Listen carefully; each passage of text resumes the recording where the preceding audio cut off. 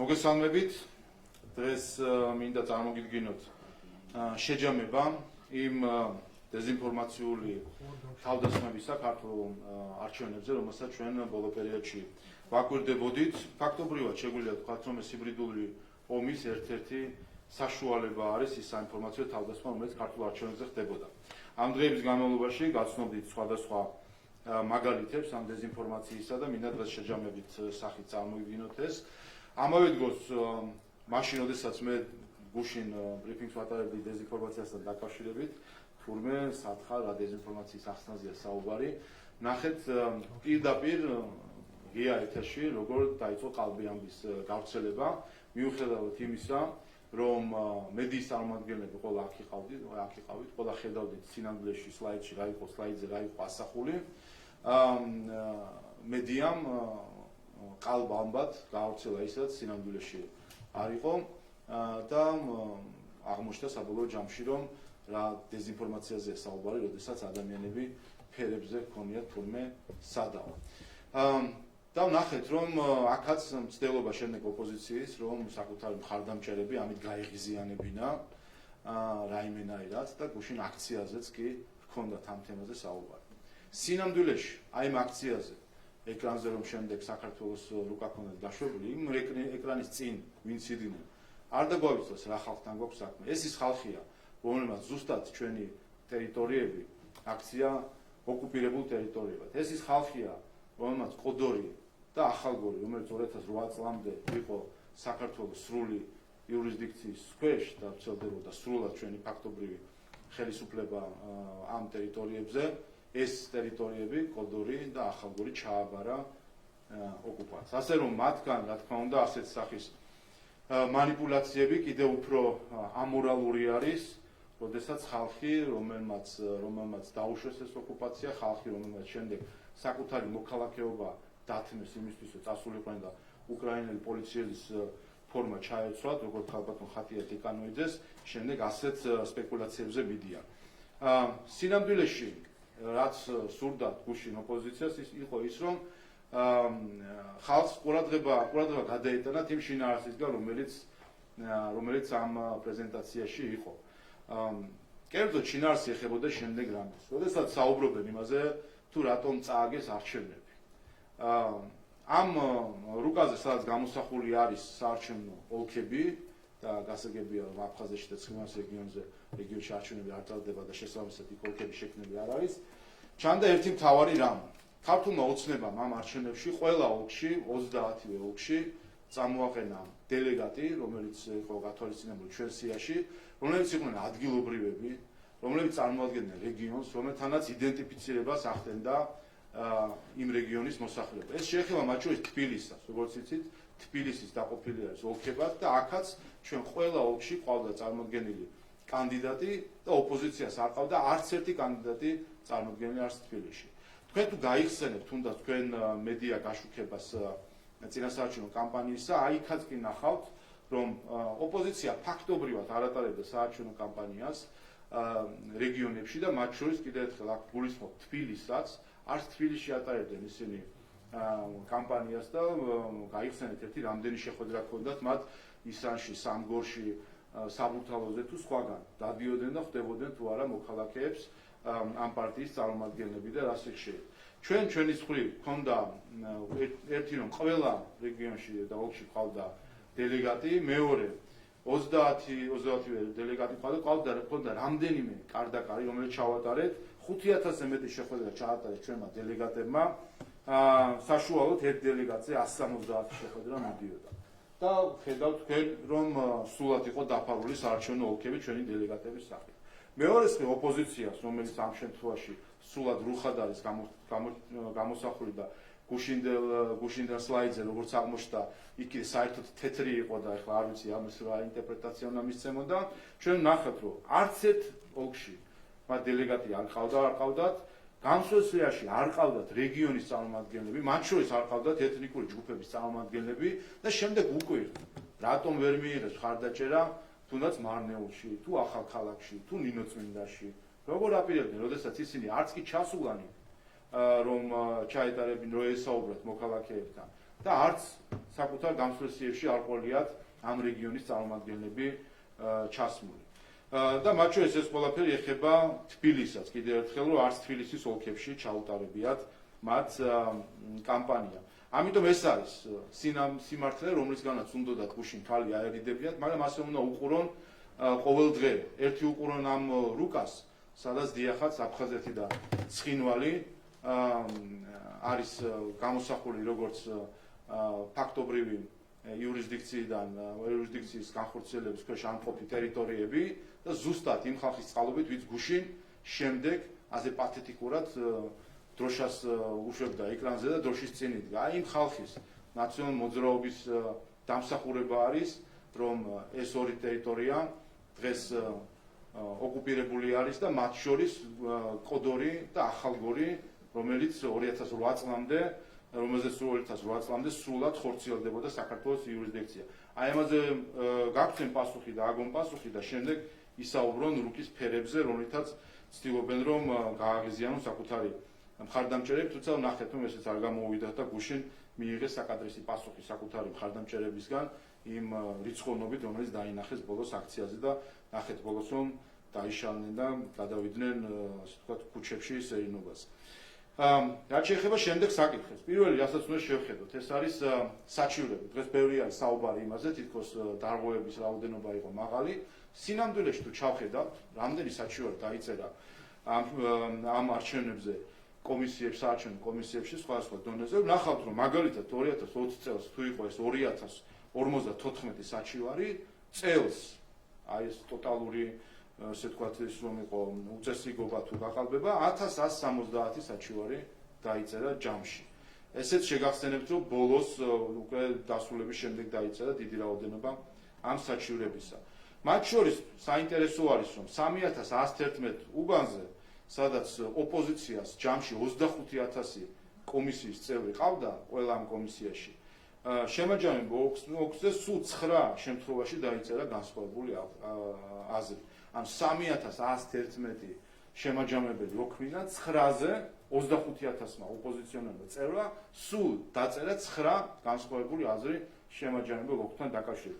ესეც უჩვენებს სინამდვილეში რა არის, რა აქვთ რეალურად ხელმოსაჭიდი, ან რაზე შეიძლება რომ რაღაცნაირად იდაონ იმის საპირწონედ, რასაც ვიცით ტელევიზიაში. დეზინფორმაცია ნომერი 2, რომელიც გახსოვთ არჩევნების დღეს გავრცელდა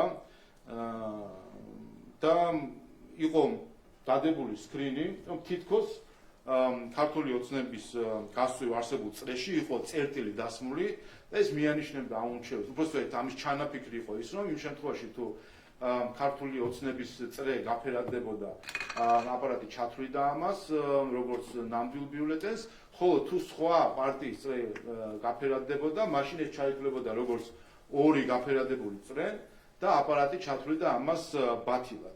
ეს სკრინი და ეს პოსტი იმ დღეს ვირუსულად ვრცელდებოდა, ზუსტად აი ეს არის საინფორმაციო თავდასხმა, რასაც ქვია, არჩევნების დღეს 2-ის ნახევარზე არის გამოქვეყნებული ეს პოსტი და აქვს ბევრი ნახვა მათ შორის და მაშინ გარკვეულწილად მღელვარება შემოიტანა საზოგადოებაში, რა აღმოჩნდა სინამდვილეში, ხომ გადაითვალა ყველა ეს ბიულეტენი ელექტრონული გადათვლილია, როგორც იცით, გარდა აპარატის დათვლისა, შემდეგ ხელით დათვლა ხდება. არსად ესეთი წერტილი არ აღმოჩნდა. ოი საოცრება. და არც ერთი საჩივარი არ დაწერილა, რომ ასეთი რაღაც წერტილ მონიშნული ბიულეტენები არსებობდა.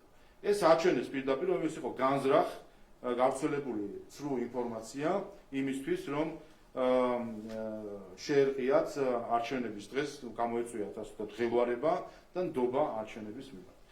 დეზინფორმაცია ნომერი 3, ამომრჩეველთა რაოდენობა, რომელიც სამწუხაროდ არ წყდება, ახლახანაც ვნახე, რომ ახლა უკვე TikTok-ზე და სხვა სოციალურ მედიაზე ხდება ვიდეოების სახით ამ დეზინფორმაციის გავრცელება, რომელიც არაერთხელ იქნა ხილებული. მათ შორის ხილებული იქნა ოპოზიციის მოკავშირე NGO-ების მხრიდანაც. საქმე არის შემდეგში, რომ მანიპულაცია დაიწყო არჩევნების შემდეგ, რომ არის სხვაობა საქსტატის მიერ გამოქვეყნებული მოსახლეობის რაოდენობას შორის და საარჩევნო უფლების მქონე მოქალაქეებს შორის, რაც არის ბუნებრივი და ყველა ქვეყანაში ასე არის. ერთი არის მოსახლეობა, თუნდაც ამა თუ იმ დასახლების და მეორე არის იქ რეგისტრირებული ადამიანების რაოდენობა. ამის მარტივი დასტური არის ის ეგრეთ წოდებული ევროპული საცობები, რომელიც ასე უხაროდა ოპოზიციას საბოლოო ჯამში, რომ ეხლა ვეღარ ხედავენ იმ ხალხს, რომ ეს ხალხი სად მიდიოდა? მიდიოდა ზუსტად თავის რეგისტრაციის ადგილას, რომ მიეცა ხმა და ზუსტად ეს არის იმის ვიზუალური დასტური, თუ რატომ არის სხვაობა საქსტატის მიერ აღრიცხულ მოსახლეობას შორის, ამა თუ იმ მაგალითად დასახლების და იმ დასახლებაში რეგისტრირებულ მოქალაქეებს შორის. სხვათა შორის ამ მხრივ სხვანაირი ბალანსი არის თბილისში უფრო მეტი არის მოსახლეობა, ვიდრე მოქალაქეები, რეგისტრირებული ამომრჩევლები უბრალოდ, ვინაიდან თბილისში მყოფი ამომრჩევლები რეგისტრირებული არიან რეგიონში და შემდეგ რეგიონში მიდიან ხოლმე ხმის მისაცემად. ასე რომ ესეც დეზინფორმაცია, რომელიც იყო საინფორმაციო თავდასხმის ერთ-ერთი ინსტრუმენტი. შემდეგი რეგისტრატორთან დაკავშირებული სიხალბეები, რომელიც დღემდე ვრცელდება, თითქოს სიების დუბლირება იყო შესაძლებელი, იყო დუბლირებული სიები, თითქოს აპარატი ერთი პარტიისთვის მიცემულ ხმას აკუთვნებდა მეორე პარტიას, თითქოს ორმაგად ხდებოდა ხმის მიცემა და ასე შემდეგ. აუდიტის დასკვნა არსებობს ამერიკული კომპანიის, რომელიც თუკი სიტყვას არ ენდობიან, შეუძლიათ აუდიტის დასკვნას გაეცნონ, რომელიც პირდაპირ აღნიშნავს, რომ ამომრჩევლთა სიები CESCO სერვერზე და ჩატვირთული სიები არის ერთი და იგივე, სხვაობა სიებს შორის არ არის, ეს არის დადასტურებული დამოუკიდებელი აუდიტით. მეორე, რომ დუბლირება არის ტექნიკურად შეუძლებელი და ეს დადასტურებულია დამოუკიდებელი აუდიტის მიერ, რომ ამომრჩევლთა სია არის ზუსტად ის სია, რომელიც არის ჩაწერილი ვერიფიკაციის აპარატში, რომ თითქოს სხვადასხვა სხვიები ამბობენ, ესეც დადასტურებული არის აუდიტის მიერ, რომ და ასევე რომ ტექნოლოგიურად შეუძლებელია არჩევანის მოდიფიცირება, ანუ ერთი არჩევანის მიკუთვნება, თქვათ მეორე პარტიისთვის, ესეც დადასტურებულია დამოუკიდებელი ამერიკული აუდიტის მიერ და ესეც კიდევ ერთი დეზინფორმაცია. დეზინფორმაცია ნომერი 5, ყალბი ეგზიტ პოლები. ჩვენ ბოლო პერიოდში, მას შემდეგ, რაც ჩვენ თქვით, რომ პასუხისმგებლობა დგას აქ ამ შემთხვევაში Edison Research-ის და Harris-ის ორი კომპანიის, რომელიც ერთი ფორმულასთვის, მეორე მთავარი ფორმულას და მთავარი არხისთვის გააკეთეს ეგზიტ პოლები, რომლებიც 10%-ზე მეტით აცდნენ, 12-13%-ით აცდნენ ამორჩევლთა რეალურ მაჩვენებელს. ამის საპასუხოდ ნახეთ ცდელობა, რომ ერთმაც და მეორე კომპანიამაც დაიწყო იმის მტკიცება, რომ ეს პირიქით არის, რომ თითქოს CESCO-ს მონაცემები არის აცდენილი და სტატისტიკურად შეუძლებელია, რომ ასეთ შედეგები ყოფილიყო. დიახ, სტატისტიკურად შეუძლებელი არის ის, რაც დაწერა Edison Research-მა და Harris-მა. ეს არის სტატისტიკურად შეუძლებელი, იმიტომ რომ ზუსტად ეს სხვაობა აჩვენებს, რომ მათ გააყალბეს ეგზიტ პოლები. და თუ კი რაიმე არის გამოსაძიებელი, მათ შორის საერთაშორისო რომელიმე ჯგუფის მიერ, ან თუნდაც იმ ქვეყნის მიერ, თუნდაც ამერიკის შეერთებული შტატებს, სადაც რამდენადაც ხვდები ეს ორი კომპანია საიდანაც არის, აი ეს შეუძლიათ გამოიძიონ, თუ რატომ გააყალბა Edison Research-მა და Harris-მა ეგზიტ პოლები, რა დგას ამის უკან, დგას ამის უკან ფული და კორუფცია, თუ პოლიტიკური კორუფცია. და შეგახსენებთ, რომ ამ ეგზიტ პოლებზე დაყრდნობით შემდეგ სხვადასხვა აქტორები ავრცელებდნენ დეზინფორმაციას, რომ ეს იყო დასტური, თითქოს არის სხვაობა შედეგებსა, ეგზიტ პოლი უფრო მართალია ვიდრე შედეგები. კიდევ ერთხელ, ეგზიტ პოლები რომ მართალი ყოფილიყო, თქვენი საცობებს ვერც დაინახავთ.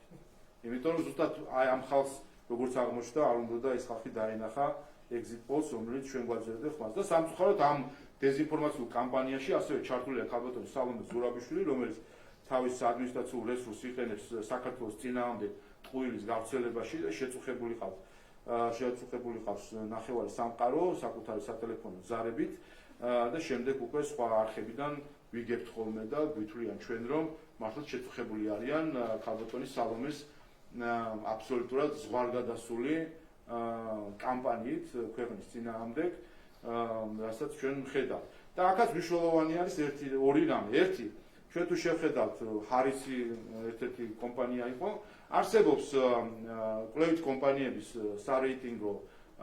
სარეიტინგო შეფასება და თუ შევხედავთ ეს კომპანია გამჭვირვალობის კუთხით 10 ქულიდან 2.9 ქულით არის შეფასებული და არის საკმაოდ უკან ამ რეიტინგში, ასე რომ კითხვები ამ კომპანიასთან როგორც ჩანს ის დიდი ხანი არსებობდა, ამიტომ ვისაც ამის ინტერესი აქვს, მათ შორის მედია შეუძლია ჩაეძიოს ამას.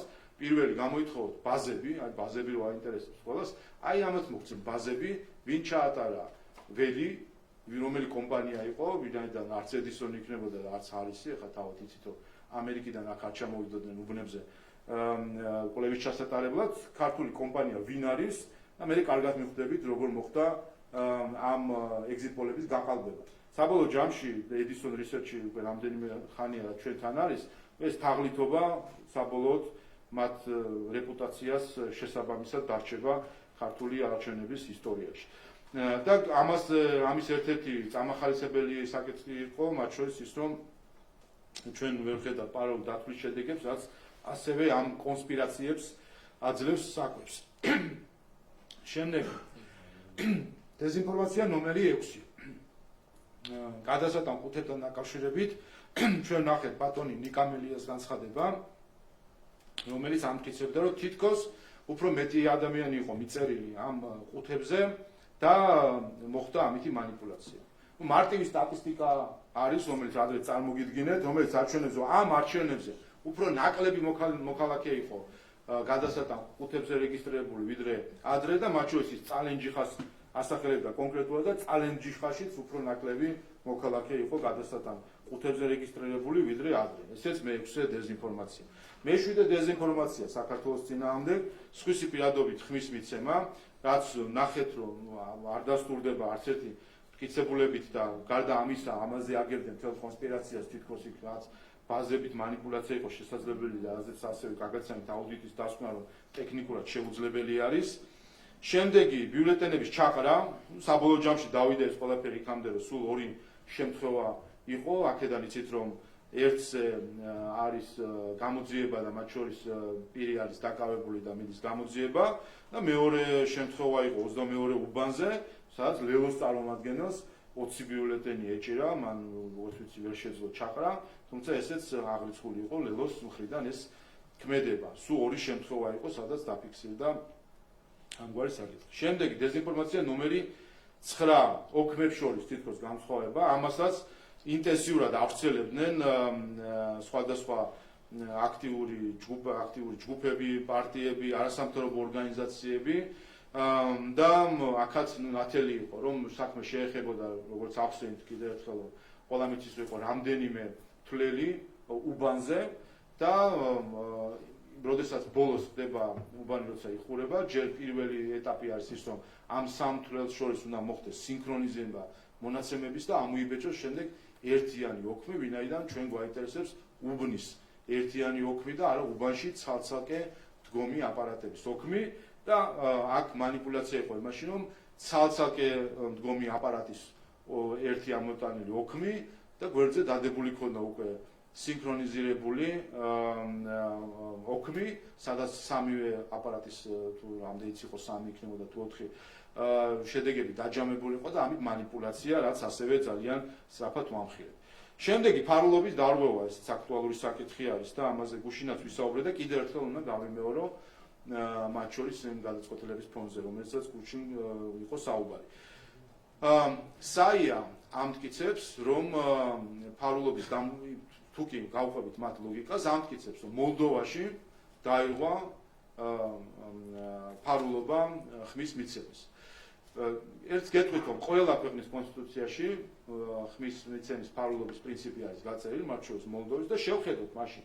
აი მოლდოვა გუშინ წინ ხო ჩატარდა არჩევნები, კვირას ჩატარებული არჩევნები და ფოტო არის ზუსტად ამ არჩევნებიდან. კვირას ჩატარებული არჩევნები და სადან ჩანს იმ მომენტში პრეზიდენტობის კანდიდატი ქალბატონი სანდუ საარჩევნო ყუთთან, რომელშიც არის ბიულეტენები და პირდაპირ ჩანს ბიულეტენში ვინ არის მოხაზული, ამ შემთხვევაში თავად ქალბატონი სანდუ არის შემოხაზული და პირდაპირ ჩანს ყუთში რომ ამორჩეველმა რომელსაც ეს ბიულეტენი ჩააგდო, დაინახავდა გარშემოყოფი ადამიანები, თუ ის მისცა ხმა. მარჯვენა მხარეს ხედავთ ლიეტუვაში 2 კვირის წინ ჩატარებულ არჩევნებს, სადაც ამორჩეველი ხმას აძლევს და ხედავთ რომ ხელში უჭირავს ბიულეტენი კონვერტის გარეშე და აგდებს მას ყუთში, ისე რომ ჩანს მთლიანად სია პარტიებისა და ჩანს მისი არჩევანი ამ სიაში. აქაც მათ შორის გვერდზე სხვა ამორჩეველი დგას როგორც ჩანს და მათ შორის აი ფოტოგრაფიც იღებს. ანუ რა გამოდის, ესე იგი, ეხაც გასაუქმებელი არის საიას აზრით ლიეტუვის საპარლამენტო არჩევნები არის გასაუქმებელი, ხო? იგივე არის პოლონეთის შემთხვევა, სადაც ასევე ბიულეტენები გამჭვირვალე ყუთში ჩანს და ჩანს რა არჩევანი გააკეთა ამორჩეველმა, რომელიც ჩააგდეს ბიულეტენი. შეგახსენებთ, რომ არც ერთ ამ ქვეყანაში არ გამოიყენება კონვერტი, პირდაპირ ბიულეტენის განთავსება ხდება საარჩევნო ყუთში და ჩანს, თუ კი ვინმე მოინდომებს და დაჟინებით დააკვირდება ახლა ვისაძლებს ამორჩეველი ხმას, შესაძლოა დაინახოს ვისი ხმა არის და ხედავთ რომ ორ მაგალითს, სამივე მაგალითს, როგორც ჩანს ამორჩევა და ერთ-ერთ მაგალითზე ლიეტუვის შემთხვევაში პირდაპირ ამორჩეველი არის იდენტიფიცირებული, ბიულეტენი არის იდენტიფიცირებული და მისი არჩევანიც არის იდენტიფიცირებადი. აქვე გეტყვით, რომ ჩვენ შემთხვევაში, როდესაც ხდება ტრადიციული წესით ხმის მიცემა, ანუ არა ელექტრონულით, არამედ ასე ვთქვათ, საარჩევნო ყუთში ბიულეტენების განთავსებით, ჩვენ შემთხვევაში ჩვენ გვაქვს კონვერტი, რომელიც შემდეგ ამ კონვერტში ხდება განთავსება ბიულეტენის, ხოლო აქ არც ერთ ამ ქვეყანაში არ არის კონვერტი, პირდაპირ საარჩევნო ბიულეტენის ჩაგდება ხდება საარჩევნო ყუთში. აქვე გეტყვით, როდესაც საუბარია იმაზე, თითქოს მელანი მეორე მხარიდან ჩანდა. ამ ტრადიციულ ფორმაშიც მელანი მეორე მხარეს ადანდა ხოლმე და მაგიტომაც არის კონვერტი საბოლოო ჯამში, იდება კონვერტში და კონვერტით არის განთავსებული, რომ ასე ვთქვათ, დამატებითი დაცვის მექანიზმები არის ჩვენთან, ისევე როგორც ახლა მათ შორის ელექტრონულ არჩევნების დროს იყო კონვერტი, ასე ვთქვათ, საქაღალდის სახით გაკეთებული კონვერტი, რომელიც ფარავდა ორივე მხარეს ბიულეტენის. შემდეგი დეზინფორმაცია შეეხებოდა და გავიმეორებ ამას კიდევ ერთხელ, ზუსტად ეს იყო გუშინ სურვილი, რომ რაღაცნაირად გადაეფარა გუშინდელი ბრიფინგის თემა, რომ თითქოს ამორჩევლების მობილიზება რაიმე დარღვევას წარმოადგენს და გუშინმე წარმოგიდგინეთ NDI-ის და IRA-ის სახელმძღვანელოები, რომელშიც პირდაპირ სიტყვით არის გაწერილი, როგორ უნდა იმოქმედოს პარტიამ, რომელსაც სურს რომ კონდეს შესაბამისი შედეგები და კონდეს კავშირი თავის ამორჩეველთან. და გაგიმეორებ ციტატებს აი ამ სახელმძღვანელოსგან, NDI-ის სახელმძღვანელოდან, ამორჩევის სიყვარული საკმარისი არ არის, თუ კი მათ მხოლოდ სახლიდან უყვარხართ. ან საუბარია იმაზე, რომ გადამწყვეტია რომ ამორჩეველი მივიდეს არჩევნებზე და არა უბრალოდ იყოს მხარდამჭერი. მნიშვნელობა არ აქვს, რამდენად კარგი შედეგები გაქვთ კვლევებში, თუ კი თქვენი ამორჩეველი არ მივა არჩევნებზე. გადაამოწმეთ მისცეს თუ არა ხმა და დაარწმუნეთ, რომ მივიდნენ ხმის მისაცემად, თუ კი ეს ჯერ არ გაუკეთებიათ. და მათ შორის საუბარია, რომ როგორ უნდა ასე ვთქვათ, გქონდეთ სისტემა, ბაზები შექმნილი თქვენ მხარდამჭერების და ამორჩევლების და შესაბამისად იმუშაოთ. იგივე არის IRA-ის სახელმძღვანელოში, რომ გადამწყვეტია ის მხარდამჭერი, რომელიც ხმას აძლევს, თქვენი შრომა შეიძლება დაიკარგოს, თუ კი არ უზრუნველყოფთ, რომ თქვენი ამორჩეველი მივიდეს არჩევნებზე. შეადგინეთ ამორჩევლების თქვენი საკუთარი მონაცემთა ბაზა, სახელებით, ტელეფონებით და ასე შემდეგ. არჩევნებამდე ერთი კვირით ადრე დაუკავშირდით ყველა მხარდამჭერს და შეახსენეთ, რომ მივიდნენ არჩევნებზე და არჩევნების დღეს მიაკითხეთ და დაეხმარეთ, რომ მივიდნენ უბანსა. შემდეგი მე-12 დეზინფორმაცია უკვე შეეხება არჩევნების შემდეგ პერიოდს და პარლამენტს, მომავალ პარლამენტს. საუბარი იმაზე და დღემდე საუბრობთ, თითქოს სიების ჩახსნა შეუძლიათ, ხაზგასმით ვამბობ. სიების ჩახსნა ამ ეტაპზე აკრძალული. პარლამენტის პირველ სხდომამდე ვერანაირ სიას ვერ ჩახსნის, ვერ აძლევს, ვერ აფრით პირველ სხდომამდე. სხვა როგორ თქვა, აღარ ვიცი. რაც შეეხება პირველ სხდომის შემდეგ, შეუძლია პარტიას ჩახსნას იმ სიის იმ წევრების სია, რომლებიც არ არიან პარლამენტის წევრები. პირობითად თუ გაიყვანა რომელიღაცა პარტიამ 15 პარლამენტის წევრი, მე-16-დან შეუძლიათ ეს სია ჩახსნა, 15 კაცს თითს ვერ დაადებს ვერც ერთი პარტია, ისინი იქნებიან პარლამენტის წევრები. რაც შეუძლიათ დეპუტატებს არის, რომ აი ამის შემდეგ რაც შედგება პარლამენტი, თავად მიმართონ პარლამენტს და თქვან რომ შეუწყვეტოს უფლებამოსილება და ეს კინოც ნანახი გვაქვს საკმარისად მიმდინარე მოწვევის პარლამენტში ამ შემთხვევაში გადაწყვეტილებას იღებს პარლამენტი შეუწყვეტოს თუ არა ასე რომ ესეც არ არის მათი სრული ნებასურვილი და პარლამენტის გადასაწყვეტი არის და ნახოთ ამ შემთხვევაში თუ კი დააპირებენ ისინი პარლამენტი ყოველ კონკრეტულ შემთხვევაში იმჯერებს და მიიღებს თავის გადაწყვეტილებას და ბოლო მე-13 დეზინფორმაცია თარსი რაოდენობა აქვს დეზინფორმაციების და ამიტომაც არის ალბათ რომ ვერ გაიტანეს ბოლომდე არის პარლამენტის შეკრება რომელიც ახლა კიდევ ერთხელ მოვისმინეს საერთაშორისო გამჭვირვალობის წარმომადგენლების მხრიდან და აქ მინდა მე ხაზი გავუსვა საერთაშორისო გამჭვირვალობა არის სადამკვირვებლო ორგანიზაცია რეგისტრირებული მიუხედავად იმისა რომ ანტიკორუფციული ბიურომ დაადგინა რომ მას ჰქონდა საარჩევნო მიზანი და ეს დაადასტურა სასამართლომაც ხედავთ მათ ჩართულობას პოლიტიკური მიზნით ამ პროცესში და ახლა როგორც ჩანს ისინი ცდილობენ საბოტაჟი წაახალისონ საქართველოს პარლამენტში და საერთაშორისო გამჭვირვალობის წარმომადგენელი საუბრობდა იმაზე რომ თითქოს პრეზიდენტის მოწვევის გარეშე პარლამენტი ვერ შეიკრიბება ხას უსვამს საერთაშორისო გამჭვირვალობა არის უცხოეთიდან დაფინანსებული მისი ერთ-ერთი ყველაზე დიდი დონორი არის შვედეთის სახელმწიფო ასე რომ ამ დეზინფორმაციას ან უარყოფს საერთაშორისო გამჭვირვალობამ ან უარყოფს მისმა დონორმა ვინაიდან და ზუსტად ეს არის ის რასაც ჩვენ გვეუბნებიან ხოლმე შემდეგ მაღალი კათედრიდან დეზინფორმაციის დაუშვებლობის შესახებ რომ შვედეთის მთავრობის დაფინანსებით დღეს ორგანიზაცია ავრცელებს ანტიდემოკრატიულ დეზინფორმაციას ამიტომ ან უარყოფს თავად საერთაშორისო გამჭვირვალობამ ეს დეზინფორმაცია ან მიმართავ შვედეთის საელჩოს რომ მათ გააკეთონ ამ საკითხთან დაკავშირებით განცხადება და უარყონ დეზინფორმაცია რომელსაც არსებობს საერთაშორისო გამჭვირვალობა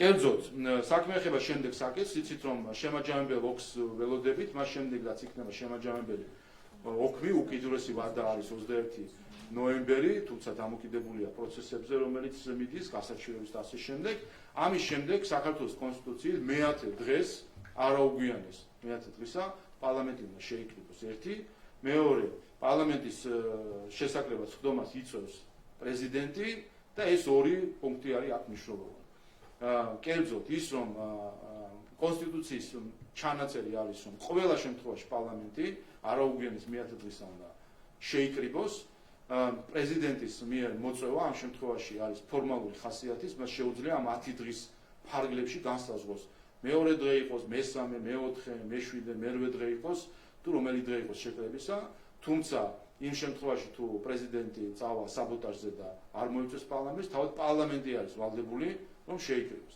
სხვანაირი განმარტება ამის უბრალოდ არ არსებობს ის ვინც სხვანაირი განმარტებას აკეთებს ან უვიცია ან მავნებელი საერთაშორისო გამჭვირვალობა სავარაუდოდ უფრო მავნებელია თუმცა შეიძლება უვიციც იყოს ამასაც არ გამოურიცხავ ამიტომ მნიშვნელოვანი არის რომ მათვე უარყონ ეს დეზინფორმაცია ამ საკითხთან დაკავშირებით თან რაც თავარი ახლა ეს კინოს ნანახი გვაქვს 2020 წელს და მაშინაც ყველაფერს გაიცა პასუხი ან კიდე ერთხელ მას შემდეგაც შემაჯამებელი ოქმი გამოქვეყნდება მნიშვნელობა არ აქვს რა გადაწყვეტილებას მიიღებს ქალბატონი სალომე რომელიც ხედავთ რომ არის არჩევნების საბოტაჟის გზაზე არაუგვიანეს მე-10 დღისა პარლამენტი შეიკრიბება საჭიროა რომ მინიმუმ 76 დეპუტატი ესწრებოდოს ხდომას და იცით რომ ქართულ ოცნებას 99 მანდატი აქვს იმ შემთხვევაში თუ ოპოზიციაც არ იქნება არც ეს არის რაიმე შემაფერხებელი შეიკრიბება პარლამენტი და ცნობს 150 დეპუტატის უფლებამოსილებას ითაც პარლამენტი შედგება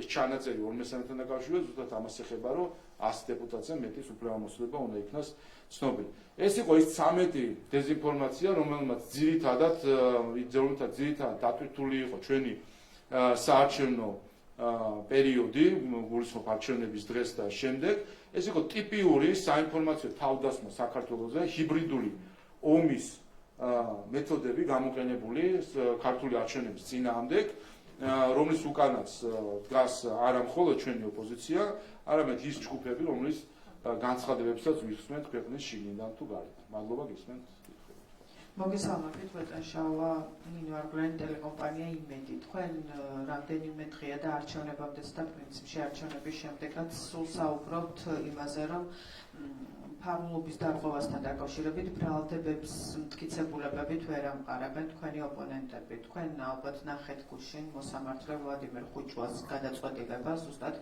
ფარულობის დარღვევასთან დაკავშირებით, მაშინ როდესაც საერთაშორისო დამკვირვებლებს ამაზე არ უსაუბრიათ და მაშინ როდესაც CSKO-ს ოფიციალური მონაცემებით მხოლოდ 7 საჩივარია ამასთან დაკავშირებით დაწერილი ფარულობის დარღვევაზე. როგორ შეაფასებთ მოსამართლის გადაწყვეტილებას და რასთან გვაქვს საქმე? თქვენი თვითონ საია იყო ამ საკითხზე მომჩივარი, ხაზი უნდა გაიცნოს ერთ რამეს, რომ ამ საკითხთან დაკავშირებით არც ერთი საჩივარი არჩევნების დღეს არ დაწერილა. ამ საკითხთან დაკავშირებით რაიმე, ესე ვთქვათ, განცხადებები ჩვენ იმას არ მოგვიწმენია და მხოლოდ მეხუთე დღეს არჩევნებიდან გაახსენდა, რომ სხვა ვერანაირი მიზეზი ყველა საბაბი, ასე ვთქვათ, ყველა საბაბს მათი მხრიდან რომ პასუხი გაეცა, ბოლო მე შემდეგ რაც მოიფიქრეს, იყო ეს საკითხი მეხუთე დღეს და საია გახლავთ, რომელმაც გაასაჩივრა ზოგადად ყველა უბანი, ყველა ასე ვთქვათ, საოლქო კომისიაში და შემდეგ სასამართლოში, ისე რომ რაიმე კონკრეტული დარღვევა მათ არ დაუფიქსირებიათ. მათ შორის არც სასამართლო პროცესზე, რამდენადაც მე თვალყურს ვადევნებდი, არავინ კონკრეტული, ასე ვთქვათ, მოქალაქე, ამომრჩეველი, რომელიც საჩივარიც იქნებოდა ამის უკან, არ არსებობდა ზოგადად, ასე ვთქვათ, გაასაჩივრეს ყველგან, მოჭრილად თუ ყველგან გაესაჩივრებდნენ. 23-მა სასამართლომ თუ მოსამართლემ განიხილა ეს საჩივარი სხვადასხვა რაიონში, 22-მა ჩათვალა, რომ არ იყო ფარულობა დარღვეული, ერთმა მოსამართლემ გუშინ ჩათვალა, რომ ფარულობა იყო დარღვეული. ამის შემდეგ ეს 23-ვე, როგორც ხვდები, წავა უკვე სააპელაციო სასამართლოში და სასამართლო მიიღებს უკვე საბოლოო გადაწყვეტილებას ამასთან დაკავშირებით. ანუ ის რომ გუშინ ერთმა მოსამართლემ ასე განმარტა ეს საკითხი, ამის საფუძველზე დგას 22 მოსამართლე და 22 გადაწყვეტილება, რომელიც სხვანაირად ხედავს ამ საკითხს და სიმართლე გითხრათ, ამის უკან დგას ასევე საღი აზრი. ამ სლაიდს კიდევ ერთხელ გაჩვენებ, თუ კი მივყვებით ჩვენ ამ ლოგიკას, რომ ესეთი რამე ითვლება ფარულობის დარღვევად, მაშინ გასაუქმებელი არის მოლდოვის პრეზიდენტის არჩევნები, გასაუქმებელია ლიეტუვის პარლამენტის არჩევნები, გასაუქმებელია პოლონეთის და ბევრი სხვა ქვეყნის არჩევნები. სადაც პირდაპირ ხედავთ, რომ თუ ასეთი ლოგიკას განვავითარებთ, რომ არც კონვერტია გამოყენებული, ბიულეტენიც ჩვეულებრივად გამოაქვთ, ასე ვთქვათ, შემოხაზული და აგდებენ გამჭვირვალე თუ ნახევარგამჭვირვალე ყუთში, რომელშიც ასევე ჩანს თუ რა არჩევანი გააკეთა ამ არჩევნებთან. ისევ არჩევნებთან დაკავშირებით გითხავთ, 10 დღე გავიდა არჩევნებიდან, თქვენი ოპონენტები ხშირად კვდებიან ბრალს თითქმის ყოველდღიურ რეჟიმში, რომ არჩევნები გაყავდა, თუმცა თქვენც და პროკურატურაც ელოდება მტკიცებულებებს, ოპოზიცია ისევ ამბობს, რომ მათ შორის სალომე ზურაბიშვილი რომ პროკურატურასთან არ ითანამშრომლებს. აი ამ შემთხვევაში რასთან გვაქვს საქმე? ყველა აი ესეც ამ დეზინფორმაციების ნაწილია, რაც არის ჰიბრიდული ომის მეთოდები და თავდასხმა ქართულ არჩევნებზე და დემოკრატიაზე, იმისთვის, რომ დემოკრატიის გვერდის ავლით მოხდეს ხელისუფლების შეცვლა, ძალით და არა დემოკრატიით და ხალხის ნებით. ყოველი ეს ამ დეზინფორმაციის უკან ხედავთ, რომ საბოლოო ჯამში არ დგას არც ერთი ფაქტი, არც ერთი მტკიცებულება. თავად ითხოვენ, რაც თავარია ხომ, თავადვე ითხოვენ ხოლმე, რომ დაიცვას გამოძიება იწყება და შემდეგ ნაცვლად იმისა, რომ მივიდნენ, ითანამშრომლონ, მიიტანონ თუ კი რაიმე მტკიცებულებები აქვს, გვესმის კვლავ პოლიტიკური განცხადებები, ქალბატონი სალომე გამორჩევა ამ მხრივ, რომელმაც ვერ გაერკვია, როგორ ხდება სისხლის სამართლის პროცესი, ის როდესაც დანაშაულში ბრალსდებს ვინმეს და შემდეგ ამაზე მიდის გამოძიება, რომ ეს არის პასუხისმგებლობა ზუსტად მისი, ვინც ბრალსდებს, რომ მივიდეს და თუ მტკიცებულებები აქვს წარადგინოს. ასე რომ ეს ადასტურებს კიდევ ერთხელ სინამდვილეში არანაირი მტკიცებულებები არ აქვს. სინამდვილეში ეს მთლიანი ბლეფი, რაც მათ ჩაატარეს არჩევნთან დაკავშირებით, გაერთიანებულმა ოპოზიციამ და რამდენიმე მილიონერმა NGO-მ, რომელიც ამ პროცესში იყო როგორც საარჩევნო მიზნის მქონე სუბიექტები ჩართული, აი ეს ბლეფი დაასრულა ქართულმა ხალხმა მაღალი აქტივობით და 1,120,000-იანი მხარდაჭერით ქართული ოცნების მიერ, რომელსაც აჩვენა, რომ მათ ეს ტყუილი დეზინფორმაცია, ზიზღი არ გაუგებთ. ბატონ შალვა, ისევ არჩევნებს ეხება ჩემი შემდეგი კითხვა, თქვენც ისაუბრეთ ახმეტიდან ისანში ჩამოყვანილ ადამიანებზე, ისნის ინციდენტს გულისხმობ. დღემდე მათ შორის თქვენი ბრალდებების საპასუხოდ ოპოზიციისგან არ მოგვისმენია, რატომ იყვნენ ეს ხალხი მობილიზებული კახეთიდან ისანში და როგორ ფიქრობთ, როდესაც თქვენ გდებენ ბრალს ოპოზიციის წარმომადგენლები, რომ კონკრეტული ადამიანები უბნებთან იყვნენ მობილიზებული, საკუთარის გადაფარვას ცდილობენ?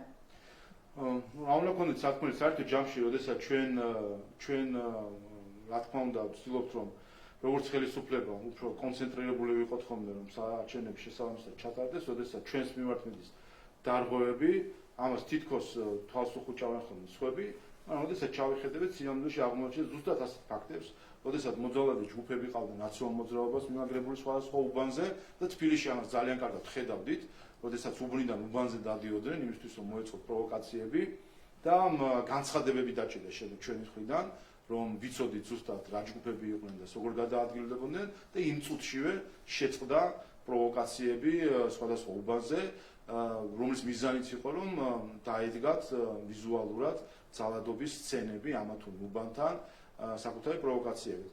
და მეორე, ჩვენ ამავე დროს ნახეთ ასე ვთქვათ, კვლევის შედეგად, რომ იყვნენ ჩვენი მხარდამჭერები და ამაზე იცი თქვენ 91 შემთხვევა შემთხვევასთან დაკავშირებით უკვე მივმართეთ პროკურატურას, სადაც ჩვენი მხარდამჭერები მათი ნების გარეშე კომისიის წევრებად იყვნენ მიწერილი, ასე ვთქვათ, სხვადასხვა ოლქებში, მათი საცხოვრებელი ადგილის გარეთ და ვერ შეძლეს გაუჭირდათ მათ ხმის მიცემა, როდესაც მივიდნენ უბანზე, აღმოჩნდა რომ აღმოაჩინეს რომ თურმე ნაციონალურ მოძრაობის ლელოს თუ სხვა პარტიის კომისიის წევრები არიან სხვა უბანზე.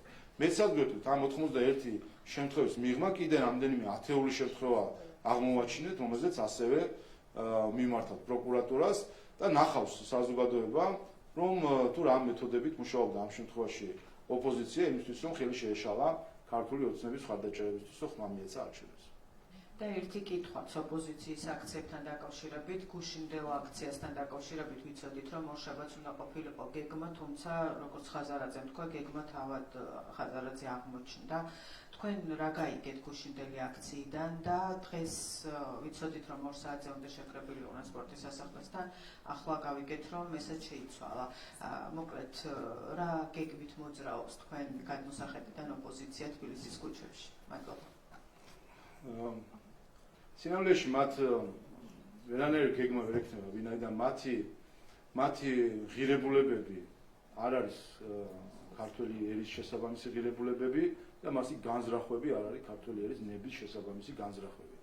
გეგმა ვერ ექნება იმ ხალხს, რომლებიც იმართებიან სხვებისგან. გეგმა სხვებს აქვს. აი სხვების გეგმა რაც იქნება და რასაც ეტყვიან, ზუსტად ისე მოიქცევიან. დააკვირდით, ხო ამბობენ ახლა გადაჭრით არ შევალთ და ასე შემდეგ. გაიხსენეთ მე 2020 როგორ გადაჭრით საუბრობდნენ, მე ნახეთ როგორ მოიქცნენ და რატომ მოიქცნენ მაშინ და ახლა ზუსტად იგივე მოხდება. როგორც მათი პატრონები დაავალებენ, ზუსტად ისე მოიქცევიან. არც თავმოყარეობას გაუფრთხილდებიან, როგორც მაშინ პუფებივით შემოვიდნენ, ხო, სადაც თავმოყარე ადამიანი ასე მოიქცეოდა, არა. არც ის თავმოყარეობა ეყოთ, რომ ხელფასები მოითხოვეს შემდეგ იმ გაცდენების გამო დაქვეთილი რო ქონდათ და დეკემბერში 2021 წლის დეკემბერში ბიურო შევკრიბეთ მაგისთვის, რომ ხელფასები მიგვეცათ და მსუყე თანხები ჩაერიცხათ ამ ასე ვთქვათ რევოლუციონერ ხალხს, რომელთვისაც მანამდე ამბობდნენ, რომ ფული მათთვის არაფერია და ხელფასები მათ საერთოდ არ სჭირდებათ. არანაირი თავმოყარეობა ამ ხრივ არ გააჩნიათ. რატომ? იმიტომ რომ როდესაც ხარ სხვის მსახურებაში, მაშინ აქ თავმოყარეობა უნდა დათმო. ასე აქვს დათმობილი, რასაც ეტყვიან მათი პატრონები ზუსტად ისე მოიქცევიან. ამიტომ ჩვენთვის მნიშვნელოვანი არის არა ხაზარაძის, ყვარამიას, გახარიას გეგმები, არა ჩვენთვის მნიშვნელოვანია რა გეგმები აქვს მათ პატრონებს და როგორი გეგმებიც ექნათ ზუსტად ისე მოიქცევიან. მოგესალმებით, ბატონ შალვა, მარიამ კოპარიაშვილი, ტელეკომპანია რუსთავი 2 ისევ მოსამართლის გადაწყვეტილებას მინდა ვიუბრუნდე, თქვენი შეფასების ერთი ნაწილი მაინტერესებს.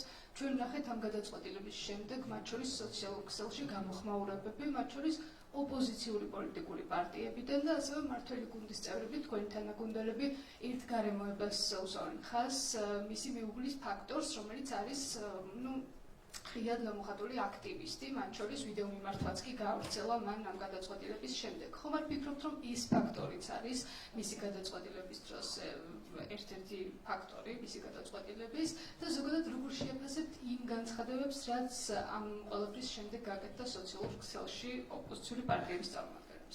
ერგეთოთ, მე არ მინდა ვიფიქრო მოსამართლე ცოლის გავლენის ქვეშ არის. ფაქტი ერთი რამე არის საიამ ისე რომ ამის არანაირი საფუძველი არ არსებობდა და ეს სლაიდი აი ამის ყველაზე კარგი დასტური არის. გუშინ წინ ჩატარებული თუ ამ დღეებში ჩატარებული არჩევნები, სადაც მაგ ლოგიკით მაშინ მოლდოვის არჩევნების გასაუქმებელია და ამის საფირწონედ დგას 22 გადაწყვეტილება 22 მოსამართლის, რომელმაც ზუსტად დაინახა რომ საფუძველი არ იყო ამ საჩვერის დასაკმაყოფილების. 22-დან ამის საფირწონედ ერთი გადაწყვეტილება არის. ამიტომ არსებობს ინსტანციურობა სააპელაციო სასამართლოში წავა, მე რამდენიც ვხვდები, საიაც გაასაჩივრებს ალბათ 22 გადაწყვეტილებას, რაც არ დაკმაყოფილდა, ცესკოც ასაჩივრებს, როგორც ვხვდები. სააპელაციო სასამართლო გადაწყვეტს. ოპოზიციას ერთ რამეს მოუწოდებ, რომ ხომ ამ სასამართლოზე ჩამოყალიბდნენ ახლა. ან მოსწონთ ეს სასამართლო, ან არ მოსწონთ ეს სასამართლო, ან სამართლიანია, ან უსამართლო არის. რაღაცა ჩამოყალიბდნენ. როდესაც მათთვის სასარგებლო გადაწყვეტილებაა, მაშინ პირდაპირ ასე ვთქვათ, გვინად გამოყავთ ადამიანები, როდესაც არ მოსწონთ გადაწყვეტილება, ისინი გამოყავთ რაღაც ასე ვთქვათ პოლიტიკური გადაწყვეტილების მიმღებებად. ინსტანციურობასაც პატივისცემ, რახან პირველ ინსტანციის პატივისცემს, წავა სააპელაციო სასამართლოში, როგორც ვიცი, დღეს და ხვალ არის უკვე სააპელაციო სასამართლოში განხილვები სხვადასხვა უბნების.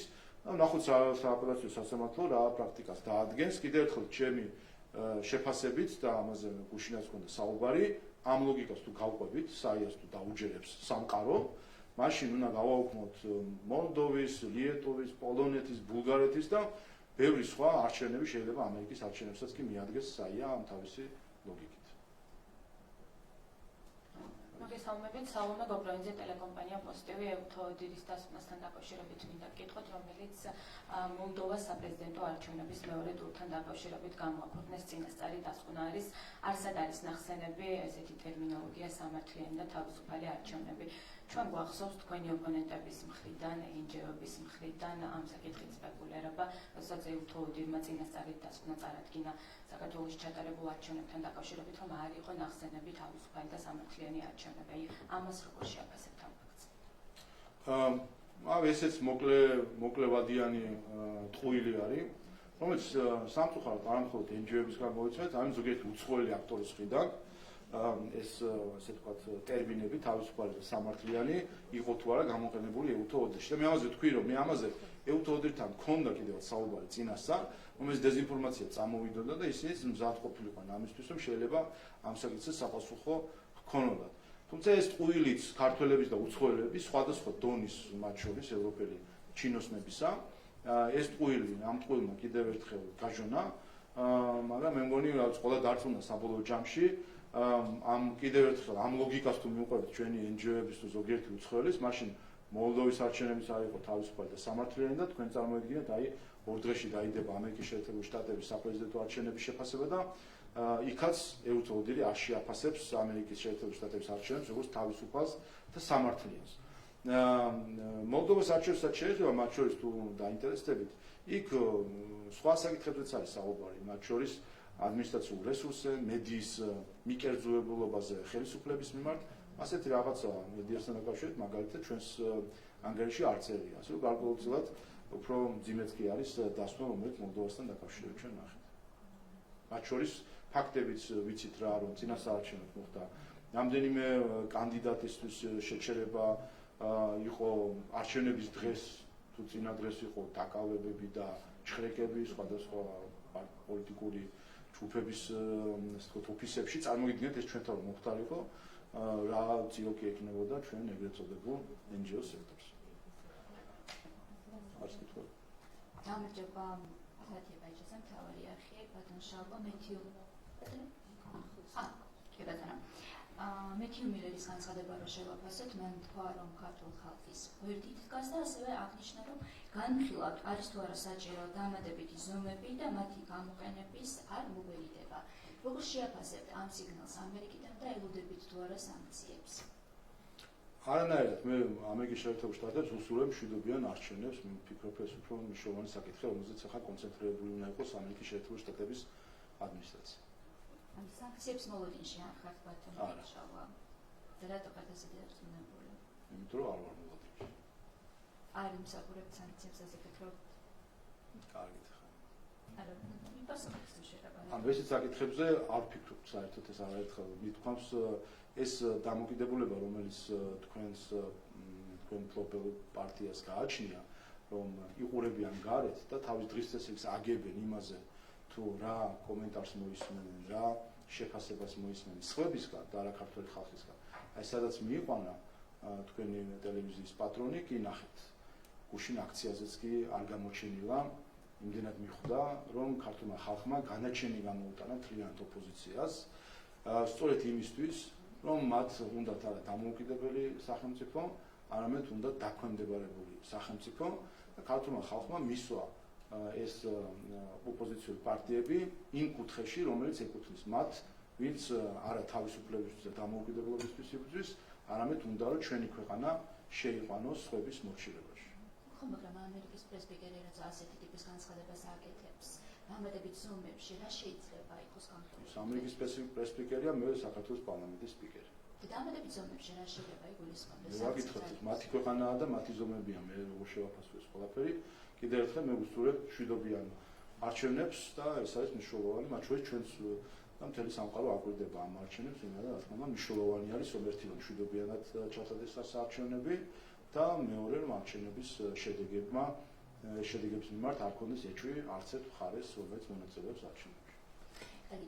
თქვენი პარლამენტის არღვევასთან დაკავშირებით მოლდოვას მაგალითი გქონთ მოყვანილი, თუმცა პრეცედენტი არის უკვე რომ თეთრწყაროს სასამართლომ მიიღოს გადაწყვეტილება რომ ფარგლობის პრინციპი არის დარღვევული.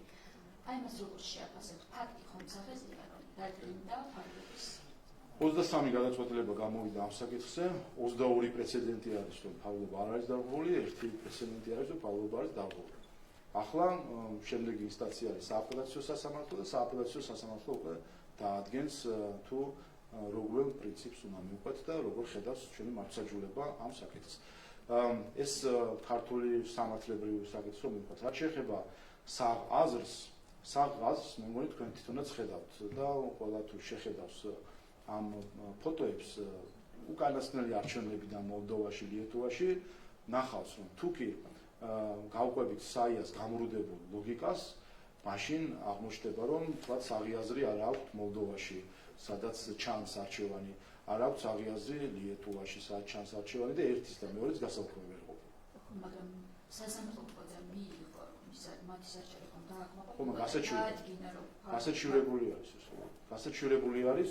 კიდევ ერთხელ ვუყურეთ 23-მა მოსამართლემ იმსჯელა. უხეშად თქვა 23-მა მოსამართლემ იმსჯელა სხვადასხვა რაიონებში, 22-მა თქვა რომ არ არის ფარგლობა დარღვეული, ერთმა თქვა რომ ფარგლობა დარღვეული. თუ ამას გადაწყვეტს სააპელაციო სასამართლო, ამიტომ არის გასაჩივრება. ასე არის სამართლებრივი სახელმწიფო მოწყობილი, ამიტომ არის სააპელაციო სასამართლო, სადაც ეს საკითხი იქნება განხილული და გადაწყდება. ეს სამართლებრივი ასპექტი. ჩვენ მიუხედავად იმისა, იურისტები ვართ თუ არა, ჩვენ ხო გვაქვს პრეტენზია რომ საღიაზრიც გაგვაჩინა, ხო? აი როცა ამ ფოტოს შეხედავთ, სადაც თავად ქალბატონი სანდუ არის საარჩევნო ხუთთან, რომელშიც მოთავსებულია ბიულეტენი, რომელშიც ჩანს პირდაპირ არჩევანი, ანუ ვინც ჩააგდო, შესაძლებელი იქნებოდა ამის დანახვა და აი ლიეტუველი ასე ვთქვათ, ასაკოვანი ამომრჩეველი, რომელსაც ხელში უჭირავს ბიულეტენი, სადაც ჩანს პირდაპირ ასე ვთქვათ, არჩევანი, სია და შეიძლება გარჩევა რომელი გადაწყვეტილება მიიღო. აი ამას რომ დავინახავთ და გავიგებთ რომ ლიეტუვაში არავინ ამას ასე ვთქვათ არ ხდის სადავოდ რომ ამ ხრი ფარგლობა არის თუ არა დარღვეული, მოლდოვაში არ ხდის, ყველგან ჩატარდა არჩევნები, აქედან ჩვენი ლოგიკა გვეუბნება რომ საქართველოში არათუ ესა ბიულეტენები ცარიელი რომელსაც ჩვენთან ამაზე მეტად არის კიდევ უფრო დაცული ფარგლობა, იმიტომ რომ განსხვავებით მოლდოვისგან და ლიეტუვისგან, სადაც კონვერტში არ თავსდება ბიულეტენები, არც როდესაც ხდება ტრადიციული წესით მიცემა ხმის თუ ელექტრონული წესით, ჩვენთან როგორც ტრადიციული წესით კონვერტში იდებოდა, ასევე ელექტრონული წესით ხმის მიცემის დროს იქაც კონვერტში, საქაღალდის ტიპის კონვერტში იდებოდა. ან ამაზე მეტად დაცულია ჩვენთან ფარგლობა და საიას უნდა თქვას, რომ ჩვენთან ფარულობა დარღვეულია და ლიეტუვაში და მოლდოვაში ფარულობა დარღვეული არ არის. აი ამას ხო საღიაზრი გვეუბნება, მივანდოთ სამართლებრივი საკითხების სასამართლოს კიდე ერთი რომ გავწეროთ. ჩვენ ხო საღიაზრი რაღაცის საფუძველზე ხომ დაადგინა რომ დაიღვა ფარულობის პრინციპი. 22-მა ხო დაადგინა რომ არ დაიღვა. ამიტომ არსებობს სააპელაციო სასამართლო და სააპელაციო სასამართლო გაარკვევს. მე არ მინდა უბრალოდ შევიდე, შემიძლია მათ შორის იქიდან გამომდინარე იურისტი ვარ, შევიდე ამ საკითხებში, მაგრამ არ მინდა ეს არის სასამართლოების საკითხი. განიხილა 23-მა სასამართლომ, 22-მა ასე ჩათვალა, 1-მა სხვანაირად ჩათვალა, ვინ რატომ ჩათვალა, ამას გაარკვევს სააპელაციო სასამართლო და გვექნება საბოლოო ვერდიქტი. ამავე დროს ჩვენ ხო ასე ვთქვათ, სასამართლოს ხდომებს არ ვესწრები და ჩვენ ასაც ხო ვიპარიბე და ჩვენ ხო საღი აზრიც გვაქვს და აი საღი აზრით რომ ავამუშავოთ და შევხედოთ როგორი პრაქტიკა არის ლიეტუვაში და მოლდოვაში, სადაც ახლა 1 კვირის წინ და 3 კვირის წინ ჩატარდა არჩევნები, თუ კი საღას ჩავთავთ და შევხედავთ ამ ყველაფერს, მივხვდებით რომ თუ კი იქ არ არის ფარულობა დარღვეული, მით უმეტეს ჩვენთან არ არის, ამაზე მეტად არის დაცული ჩვენთან. აი ამაზე, მოლდოვაზე მეტად და ლიეტუვაზე მეტად არის დაცული ჩვენთან ფარულობა, ვინაიდან მოლდოვას და ლიეტუვას დამატებით კიდე ჩვენთან კონვერტებიც კი გვაქვს იმისთვის, რომ ეს ფარულობა იყოს უზრუნველყოფილი. უწყოდი პროტესტიც რომ შევაქ, ასეთ შეიძლება ხალხი რომელიც გუშინ შეწყდა როგორც თქვა. არა, ესეც ხომ იგებნება აქციები და უბრალოდ ცოტა სპარამეს გულისხმობს. რას როგორ შეაფასებთ? ჩვენ კიდე ერთხელ გუშინ თავად ხალხმა გასცა პასუხი იმ აბნეულ ლიდერებს, რომლებიც საკუთარ დაპირებებში ციხლართებიან და აქედან გამომდინარე ნახეთ მათ შორის ადამიანების რაოდენობა და მათივე იმედგაცრუებული ამორჩეველი. რაც სწორია, იმიტომ რომ აბსოლუტურად ტყუილს აჯერებენ, ეს არის თავი პრობლემა. მე წეღან ის რუკის მაგალითიც მაგიტომ მოგიყვანეთ წეღან, რომ აბსოლუტური ტყუილი აქ იყავთ ყველა თავის თვალით ხედავდა რაც იყო, თქვენ თვითონაც გაგიკვირდათ რომ რაზე იყო, ესე იგი ატეხილი ერთი ამბავი. აი ამ ტყუილით ცდილობენ ადამიანის დაჯერებას, რაც ძლებს ნუ რამდენი გაძლოს 2 საათი, 3 საათი. შემდეგ ამ ტყუილს ყველა რო ხედავს, რომ ტყუილი არის და სიმართლეს იგებს რაც არის. ეს ხომ იმედგაცრუებას იწვევს მათივე მხარდამჭერებში, რაც შემდეგ აისახება იმაში, რაც გუშინ ნახეთ. ასე ვთქვათ, რამდენიმე ასეული ადამიანი, რომელიც მივიდა იმ აქციაზე, რომელთაც თან ვერაფერი ვერ შესთავაზეს, გარდა ბარკოდისა და საქართველოს რუკისა. აი ამ დონეზე არის დასული და სხვა ჩვენს რაც კარვებიც ვერ დავინახეთ, რომელსაც ასე დაბეჭდებით აგროვებდა ოპოზიციის ძალაუფლება.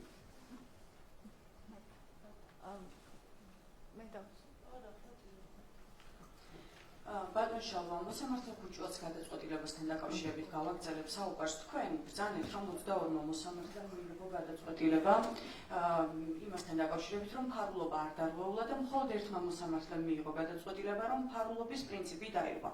უნდა აღინიშნოს, რომ ეს მოსამართლე ერთადერთი იყო, რომელმაც ექსპერიმენტი ჩაატარა.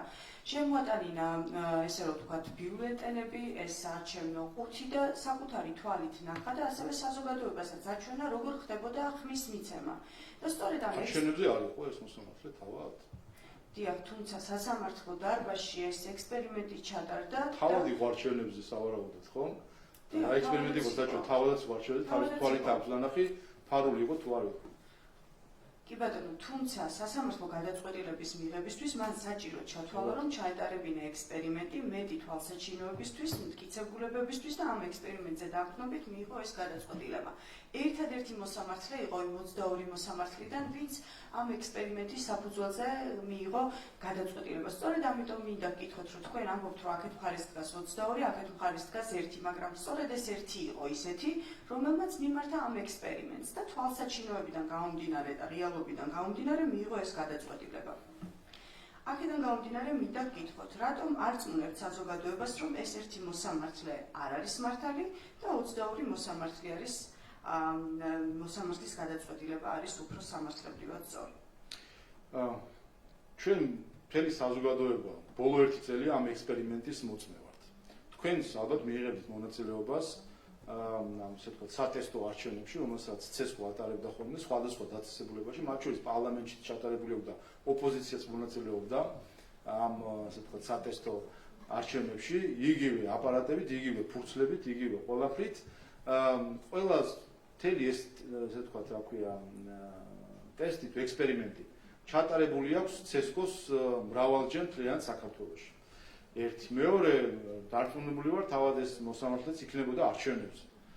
საინტერესოა მას თავად თუ ფიქრობს, რომ მისი არჩევანის ფარულობა იყო დარღვეული. იმ დღეს თუ იფიქრა, როდესაც ხმა მისცა, რომ მისი არჩევანის ფარულობა იყო დარღვეული. ხომ მისცა ხმა და ის როგორც მოსამართლე დაფიქრდა იმ დღეს, რომ ჩემი არჩევანის ფარულობა არის დარღვეული თუ მას შემდეგაც საიამ თქვა, რომ არის დარღვეული, ამის შემდეგ დარწმუნდა, რომ მართლაც მისი ხმის ფარულობა იყო დარღვეული. არ ვიცი მან სად მისცა ხმა თეთრწყაროს რაიონში ცხოვრობს თუ არა, მაგრამ თუ იქ მისცა, გამოდის რომ საკუთარი ხმის გაუქმებასაც დაუჭირა მხარი.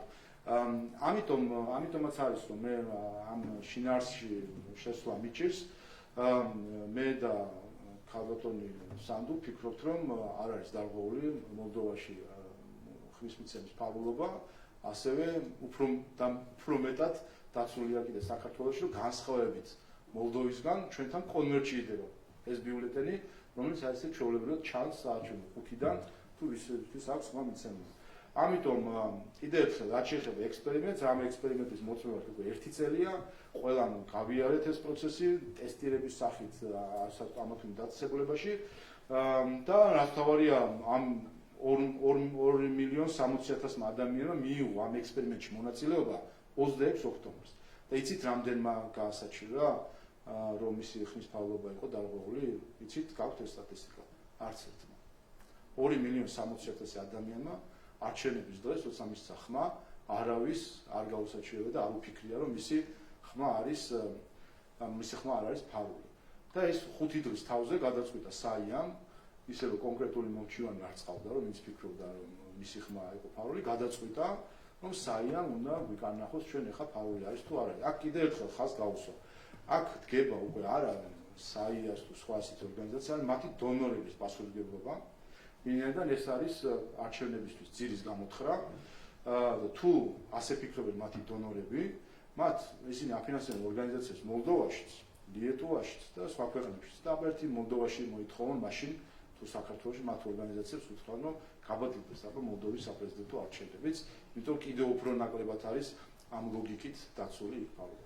ბატონ შალვა, როდესაც ფურცლის მეორე მხარეს გაფერადებული ჩანს, ეს ხო საღაზრზე საუბრობდით და მართლა საღიაზრი არის, რომ როდესაც ფურცლის მეორე მხარეს გაფერადებული ჩანს, ირღვევა ფარულობა. ხო ეს ხო ჭეშმარიტება არის ბატონ შალვა.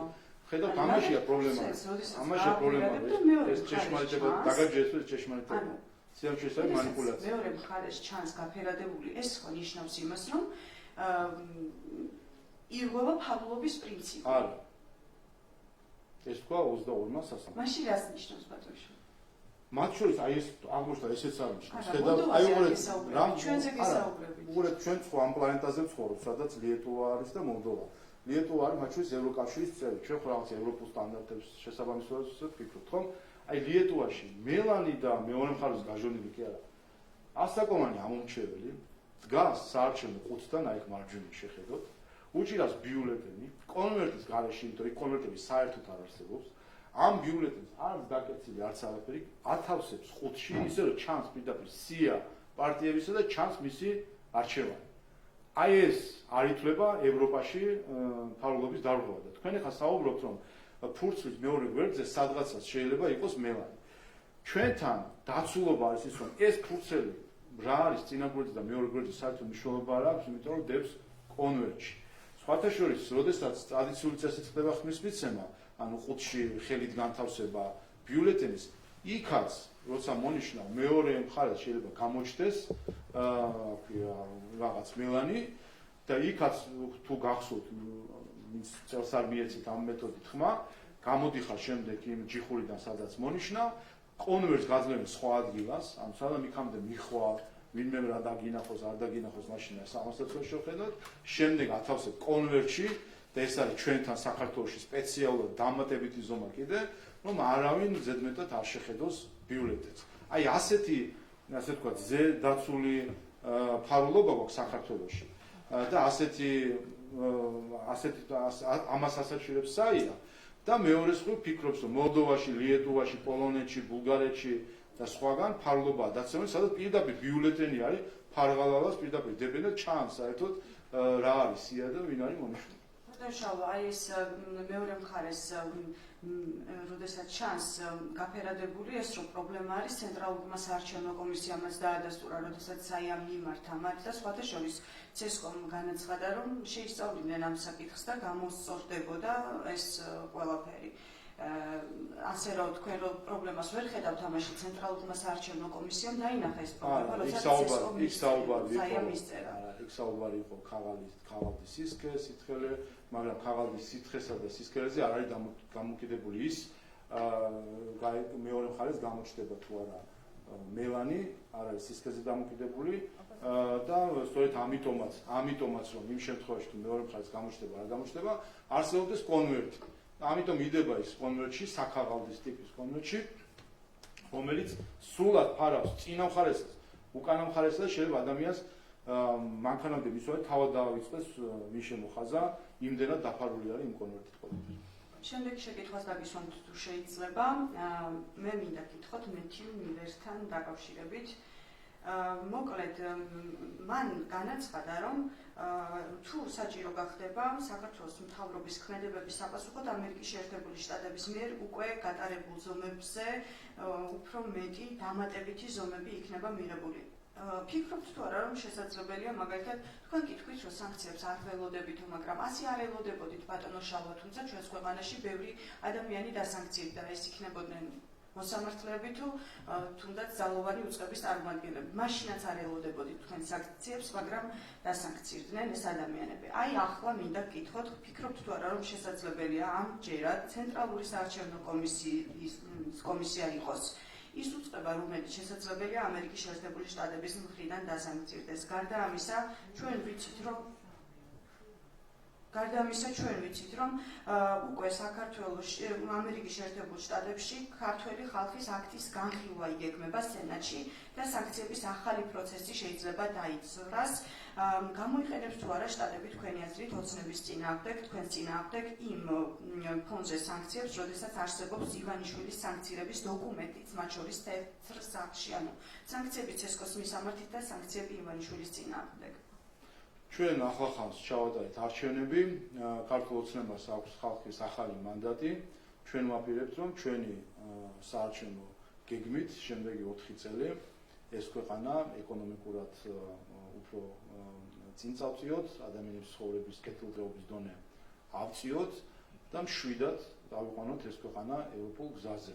სხვა ქვეყნებს რა გეგმები აქვს, ამას ჩვენ ვერც განვჭრეთ, ვერც ვიფიქრებთ და ვერც ამაზე არ ვაწყობთ, მათ შორის ჩვენს გეგმებს. ჩვენ გვაქვს 1,120,000 ადამიანის მიერ მონიჭებული მანდატი და ჩვენი პასუხისმგებლობა და ვალდებულება არის უპირველეს ყოვლისა, როგორც ამ ამომრჩევლების, ისე მათ შორის ოპოზიციის ამომრჩევლების წინაშე, ქართული ხალხის წინაშე, რომ მიმოქმედოთ მათი ინტერესებს. ჩვენი ამომრჩევლების, სხვისი ამომრჩევლების, მთლიანად ქართული ხალხის ინტერესებში მიმოქმედოთ და ამას ვაპირებთ. გასაპირების სხვა ქვეყნები ეს მათი ხალხის გადასაწყვეტი არის, მათ შორის ამერიკაში არჩევნები არის და იქაც გადაწყვეტს ხალხი. არაერთხელ გვინახავს დასანქცირებული საქართველოს მოქალაქეები, ხო, ქართული ოცნების პოლიტიკიდან გამომდინარე ან მსგავსი მიზეზების გამო. აქედან გამომდინარე მინდა გკითხოთ, ამერიკის შეერთებულ შტატებში უნდა იყოს განხილული ქართული ხალხის აქტი, მათ შორის და დოკუმენტი არსებობს ბიძინა ივანიშვილის დასანქცირებაზე, ბატონო შალვა და ეხლა თქვენ განახეს თუ წამიკითხეს თუ როგორ ამერიკის ხმამ გაავრცელა ინფორმაცია ამასთან დაკავშირებით და მე მგონი ახალი არ უნდა იყოს.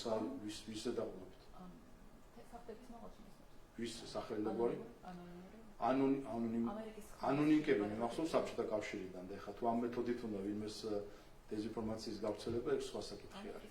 დეзинფორმაცია არის, როდესაც ბიძინა ივანიშვილის დასანქცირებაზე ვსაუბრობთ. ეს ადამიანი თავადაც საუბრობს, რომ დასანქცირებულია ნახევრად და კიდე შეიძლება ემუქრებიან, რომ ომში არ ჩაიწყოს. ეს ინფორმაციების შემოგდება აქვს ეს აქცია. ხო, მე მგონი ხედავთ, რომ ამას რეაქცია არ გვაქვს არანაირი. მარტივი მიზეზის გამო. ჩვენ სხვების უსამართლობას ვერც გავთვლით და ვერც პასუხისმგებლობას არ ვიღებთ სხვების უსამართლობას. ჩვენ გვაქვს ჩვენი პასუხისმგებლობა ქართული ხალხის წინაშე და ხედავთ, როგორ კარგად მიდის ჩვენი ქვეყანა. ყველა მიმართულებით, იქნება ეს ეკონომიკური, ინფრასტრუქტურული, ინსტიტუციური, დემოკრატიული თუ მშვიდობის და სტაბილურობის უზრუნველყოფის მხრივ. ამიტომ ერთი რამე ჩანს კაფიო, რომ ქართული ხალხის და მისი ხელისუფლების გზა და პოლიტიკა არის სწორი ის ვინც ცდება საქართველოსთან მიმართებით, ისტორია გვაჩვენებს, რომ საბოლოო ჯამში აღმოჩნდება ხოლმე, გამოჩნდება ხოლმე, რომ ეს იყო მცდარი მიდგომა. ტელეკომპანია ფორმულა სალომე ლაბაძე. მე მინდა გითხოთ ბრიფინგის იმ ნაწილზე. ბრიფინგის იმ ნაწილმა მიიქცია ყურადღება, სადაც ისაუბრეთ მანდატების გაუქმებაზე. ანუ იმაზე, რომ დეპუტატს, ოპოზიციონერმა დეპუტატმა შეიძლება მოინდომოს მანდატის გაუქმება, მაგრამ საბოლოო გადაწყვეტილებას მიიღებს პარლამენტი. ეს ასია, ამაში ახალი არაფერია, მაგრამ ამის აღნიშვნა თქვენგან და თქმა იმის, რომ აი ნახოთ როგორ მოგიქცევით, არის საყურადღებო. და აქედან გამომდინარე მინდა გითხოთ, თქვენ განიხილავთ, რომ არ შეუწყვიტოთ არ გაუქმოთ ოპოზიციონერ დეპუტატებს მანდატები იმ შემთხვევაშიც კი თუ მათი სურვილი ასეთი იქნება? ან კი უკვე გადაწყვეტეთ, რომ დიახაც არ გაუქმოთ? ჩვენ წინასწარ არ ვსაუბრობთ იმ გადაწყვეტილებებზე, რომელიც მომავალშია მისაღები. ნახოთ ჯერ რას გაკეთებს თავად ოპოზიცია, საერთოდ ეს ცალკე საცირკო წარმოდგენა, რომელსაც ვაკურდებით და ხედავთ სინამდვილეში ღირსება დაკარგული ოპოზიცია, რომელსაც ქართულმა ხალხმა თავისი კუთვნილი ადგილი მიუჩინა, როგორც ჯგუფს, რომელიც აპირებდა ამ ქვეყნის ჩაბარებას უცხო ჯგუფებისთვის და სხვების ნებას გატარებას ამ ქვეყანაში, ამათ მიუჩინა ზუსტად თავისი ადგილი. და ახლა ნახოთ, როგორ მოიქცევიან, საინტერესოა მათ შორის რა დავალებებს მიიღებენ და როგორ უნდა მოიქცნენ, ხო მოისმინეთ ახლა დღევანდელი მდგომარეობით, ახლა ხო წარმოუდგენელია საერთოდ, რომ ისინი შემოვიდნენ პარლამენტში, მაგრამ ნახოთ, ესეთი წარმოუდგენელი რაღაცებიც მოხდა წინაზე და ის მასასაც პუფობას ეძახდნენ საბოლოო ჯამში თავად შეასრულეს. რაზეა დამოკიდებული თქვენი გადაწყვეტილება? ანუ რაზეა დამოკიდებული მართული პარტია შეუნარჩუნებს გაუქმებს ოპოზიციონერ დეპუტატებს? თქვენი ნება რაზეა დამოკიდებული? პარლამენტის თითოეული წევრის ნებაზე, რომელმაც ღილაკი უნდა მიაჩეროს იმ თვისას, ხოლო ჩვენი ნება დამოკიდებულია ჩვენი ქვეყნის ინტერესებში. რაც იქნება ჩვენი ქვეყნის ინტერესებში, ზუსტად ისე ვიმოქმედეთ 2020 წელსაც, ზუსტად ისე ვიმოქმედეთ ახლა. რა შემთხვევაში შეიძლება მიიჩნიოთ ქვეყნის ინტერესების შესაბამისად ოპოზიციის დატოვება, თუნდაც მათი ჯერ წინააღმდეგობა პარლამენტში? მოგმართოთ მანდატების შეწყვეტა თუნდაც. იქამდე ჯერ კიდე დიდი დრო არის, იქამდე ჯერ იცით რომ ყველამ დარწმუნდა სიებს ვერ ხსნიან, ისინი გახდებიან საქართველოს პარლამენტის წევრები. მათ შორის სხვათაშორის მათ ხელფასიც გაიზრდება, თუმცა ხარი არ დაუჭირეს. გახსოვთ თქვენ ეს ცვლილება, ესეც მაინტერესებს ერთი, რომ შემოვლენ იმ გაზრდილ ხელფასს მიიღებენ თუ არ მიიღებენ და როგორ მოიქცევიან. მე გითხარით, მათ ღირსება არ აქვს სინამდვილეში. ჩვენ ეს ნახეთ 2021 წელს დაქვიტული ხელფასების აღდგენა მოითხოვეს იმისთვის, რომ სუპერ თანხები ჩარიცხოდათ მათ ანგარიშებზე. ასე რომ ეს ჯგუფი რასაც წარმოადგენს ქართულმა ხალხმა პირდაპირ უთხრა არჩევნებში ვინ არიან, რა არიან, ღირსების არ მქონე უსამშობლო ხალხი, რომელიც ყველაფერზე წამსვლელი არის იმის და მიხედვით რას ეტყვიან. ნახოთ, ვინ რას ეტყვის, ვინ რატო როგორ და მე აქ უნდა გაგახსენოთ თქვენი მთავარი თუ არა ერთადერთი საარჩევნო დაპირება, რომ ოპოზიციას გააუქმებდით. ამას ეუბნებოდით თქვენს ამორჩეველს არჩევნების წინ. მთელი წინა საარჩევნო პერიოდის განმავლობაში. გამოდის რომ ახლა თქვენს ამორჩეველს აგდებთ, ანუ მათ ეუბნებით, რომ არ უსრულებთ იმ მთავარ დაპირებას, რასაც აზრებდით მათ არჩევნებამდე. თქვენ ეუბნებოდით, რომ გააუქმებდით ოპოზიციას, აკრძალავდით ოპოზიციას. კითხვაზე, აი იმ შემთხვევაში რა მოხდებოდა თუ მანდატებს მოიპოვებდა რომელიმე ოპოზიციური ჯგუფი, თქვენ ამბობდით, რომ ამ მანდატებსაც ჩამოართმევდით, უბრალოდ ამბობდით, რომ საკონსტიტუციო გადასაწყვეტია იქ, მაგრამ თქვენ მიემხრობოდით ასეთ გადაწყვეტილებას. და ახლა ამბობთ, რომ შეიძლება იმ შემთხვევაშიც კი შეუნარჩუნოთ მანდატები, თუ ოპოზიცია თავად მოიდომეს პარლამენტიდან. მოგმართონ და ვნახოთ რის იმედი. ეს ამორჩეველს რას ეუბნებით, ვისაც პირდებოდით ოპოზიციის აკრძალვას. ჩვენ ამორჩეველმა ძალიან კარგად იცის ვისმის სახმა და ეხლა დაინახავს ოპოზიციის ამორჩეველი სინამდვილეში ვისმის სახმა.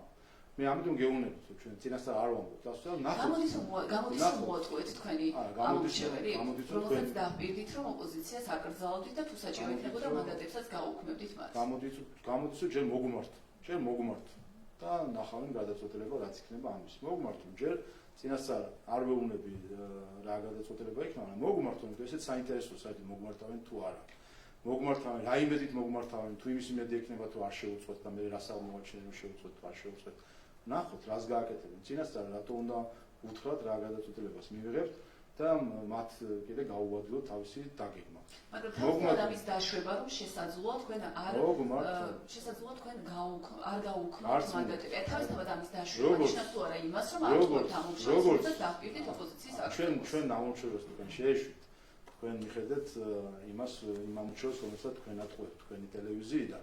ჩვენი ამომრჩევლობა ძალიან კარგად იცის როგორ მოქმედებს ქართული ოცნება, როგორც გაღიმებული დავტოვეთ ოპოზიცია სხვადასხვა გადაწყვეტილებით 2020-21-22 წლებში, ასევე გაღიმებული დარჩებიან იმ გადაწყვეტილებებით, რომელსაც პარლამენტი მიიღებს სხვადასხვა დროს.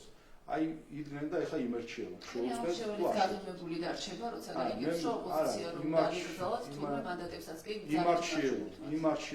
იმარჩიებონ თქვენი ტელევიზიის მფლობელებმა იმარჩიებონ ეხლა შეუძლეთ თუ არ შეუძლეთ და ნახოთ ერთი როგორ ხასიათზე დადგებიან და რა ბზარები გაჩნდება არ გაჩნდება, მაგრამ მათ შორის კიდევ ერთხელ ჩვენ საქმე გვაქვს ჯგუფთან, რომელსაც არ აქვს არანაირი ღირსება, გვაქვს საუბარი ჯგუფზე, რომელიც თავარი მიზანი იყო ეს, რომ ხელისუფლების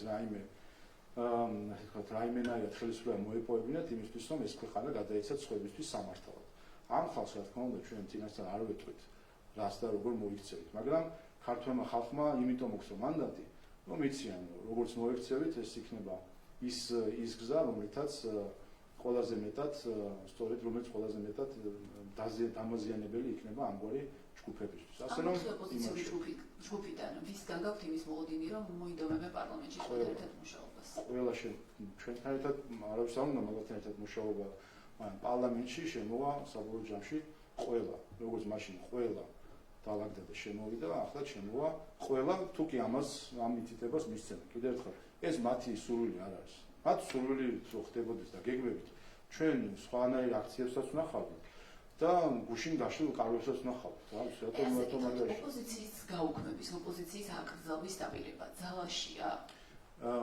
ჩვენ რაზეც საუბრობდით წინასაარჩევნო, თქვენდა საუბარი საკონსტიტუციო უმრავლესობაზე, რომელიც ჩვენ ვერ მივიღეთ, რომელიც საჭირო იყო იმისთვის, რომ სხვადასხვა სახის გადაწყვეტილებები მივიღო.